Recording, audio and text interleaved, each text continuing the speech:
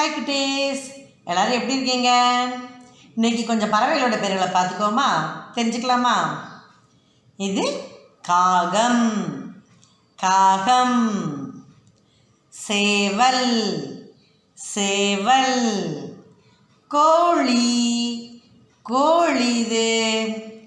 கிளி, பச்சை கிளி. மயில், ஆண் மயில். வாத்து, புறா, மைனா. இன்னொரு தெரிஞ்சுக்கலாமா? காகம், சேவல், கோழி, கிளி, ஆண் மயில், வாத்து, புறா, மைனா. பாய்.